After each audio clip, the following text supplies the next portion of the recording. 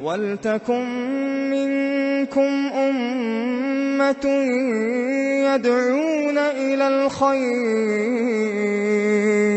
يَدْعُونَ إِلَى الْخَيْرِ وَيَأْمُرُونَ بِالْمَعْرُوفِ وَيَنْهَوْنَ عَنِ الْمُنكَرِ وَأُولَئِكَ هُمُ الْمُفْلِحُونَ۔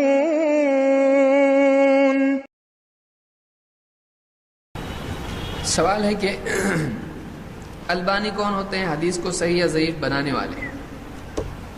شیخ الالبانی نے حدیث کو صحیح یا ضعیف بنایا نہیں، بتایا ہے۔ دیکھیے، کسی بھی بات کی نسبت،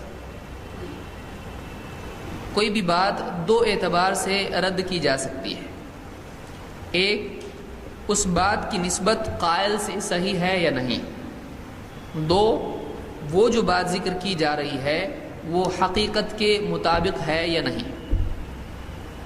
جیسے کوئی آدمی کہے کہ شراب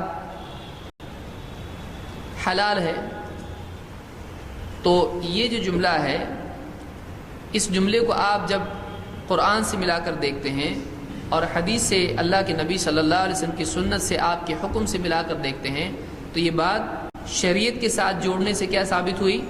غلط، کیونکہ اس کا حکم غلط ہے۔ شراب حلال ہے؟ نہیں، شراب حرام ہے۔ تو کوئی شراب حلال ہے کہتا ہے، خمر حلال ہے کہتا ہے، تو اس کی بات کیا ہو جائے گی؟ غلط ہو جائے گی۔ کیوں؟ اس لیے کہ خمر حرام ہے۔ تو وہ حقیقت سے مطابق ہے؟ نہیں۔ شریعت سے مطابق ہے؟ نہیں۔ شریعت سے مطابقت اس میں نہیں ہے، اس لیے وہ غلط ہے۔ کوئی آدمی یہ کہے کہ اللہ کے نبی صلی اللہ علیہ وسلم نے کہا کہ میری پیدائش کا دن مناؤ، تو اب ہم یہاں کیا کہیں گے؟ مناؤ نہیں مناؤ بات کی بات ہے، پہلے واقعی اللہ نبی صلی اللہ علیہ وسلم نے یہ کہا یا نہیں کہا؟ تو اب اس کے لیے کیسے معلوم پڑے گا؟ آج تو آپ ہے نہیں موجود ہمارے درمیان، تو پھر یہ بات کس نے ہم سے کہی؟ فلاں مولوی صاحب نے کہی۔ ان سے کس نے کہی؟ فلاں نے۔ انہوں نے کہاں سے لائی؟ یہ سلسلہ کہاں تک ہونا چاہیے؟ اللہ کے نبی صلی اللہ علیہ وسلم تک۔ ایک کہ اس کی چین ہونا چاہیے، سند متصل ہونا چاہیے، اور پھر ہر آدمی اس میں سے کیا ہونا چاہیے؟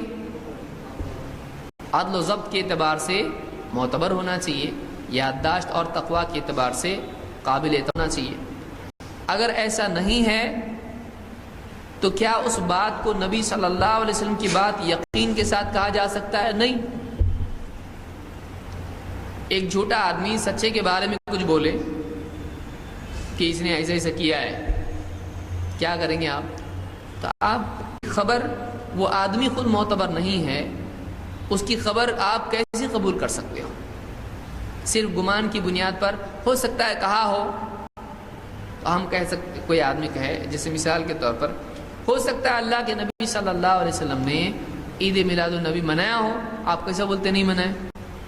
ہم کہتے ہیں پھر اگر ایسا ہے کہ ہو سکتا ہے، تو ہم یہ کہہ سکتے ہیں کہ ہو سکتا ہے اللہ کے نبی صلی اللہ علیہ وسلم نے عید میلاد النبی منانے سے منع کیا ہو، تو ہو سکتا ہے میں دونوں بھی۔ بعض لوگ جب بدعت سے منع کیا جاتا ہے تو کیا کہتے ہیں؟ ہو سکتا ہے کیا ہو اللہ کے نبی صلی اللہ، ہم کو معلوم نہ پڑا ہو، ہم تک حدیث نہ پہنچی ہو، کیا ہو آپ نے ایسا، تو ہم کہتے ہیں صحیح ہے، اگر ایسا ہی قاعدہ بنانا ہے تو یہ بھی ہو سکتا ہے آپ نے منع کیا اور بہت ڈانٹا ہو، لیکن وہ حدیث ہم تک پہنچی نہ ہو۔ تو ایسا ہو سکتا ہے، پر دیانت قائم کی جائے تو پھر ہو سکتا ہے دین کے نام پر نیا دین ایجاد کیا جائے، تو کوئی بھی آدمی کچھ بھی کرنا شروع کرے گا، تو ہو سکتا ہے اسے دین بنایا جا سکتا ہے؟ نہیں بنایا جا سکتا ہے۔ تو البانی کون ہوتے ہیں حدیث کو صحیح یا ضعیف کہنے والے؟ البانی عالم ہوتے ہیں، محدث ہوتے ہیں۔ حدیث کو صحیح نہیں کہے گا تو کون کہے گا؟ پینٹر کہے گا؟ کون کہے؟ ڈاکٹر کہے گا؟ جو آدمی جس فیلڈ کا ماہر ہوتا ہے وہ اس فیلڈ کے بارے میں فیصلہ کر سکتا ہے۔ کوئی آدمی کہے ڈاکٹر صاحب سے آپ ہوتے کون ہیں مجھ کو پیشنٹ قرار دینے والے؟ آپ بولے کون، کس کے پاس؟ انجینئر کے پاس جاؤ، وہ تو اس کو بتائے گا تو پیشنٹ ہے۔ جو جس فیلڈ ہوتا ہے وہ اس فیلڈ میں گفتگو کرتا ہے۔ سبحان اللہ